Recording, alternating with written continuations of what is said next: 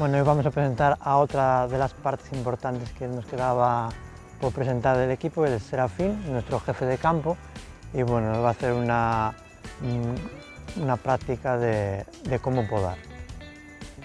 Bueno, pues vamos a podar aquí esta cepa para que vexades máis ou menos como facemos. A dirección técnica da bodega sempre en Valdavia busca pouca produción por moita calidad. E os suelos están increíbles, equilibrados, a cepa tamén, dá gusto andar aquí. Entonces, o que facemos é buscar a primeira vara de produción, neste caso sería esta, tanto por posición como por haber producido.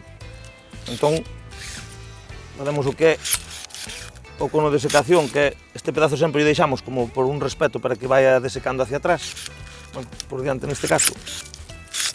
Retiramos isto.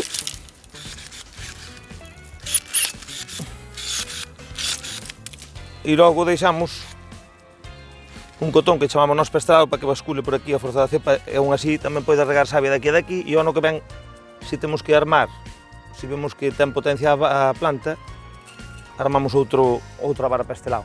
Para facer doble gullot, neste caso porque vemos que a planta ten vigor, está fuerte, pois basicamente sería isto.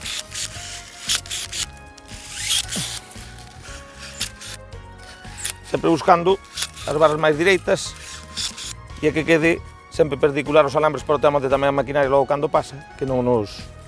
Sempre vamos eligindo baixo os criterios que a dirección quere, pero aún así despois buscando que non se nos veña ao medio para non rompelas, un pouco de aireación, todo iso.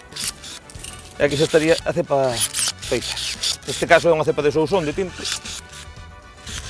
que é moi vigoroso xa por el, pero aquí en agosto hai 40 grados, por lo tanto, tamén hai que ver a vara que nos lle deixemos vai ser despois o que nos marque a nós o que aguante o verao.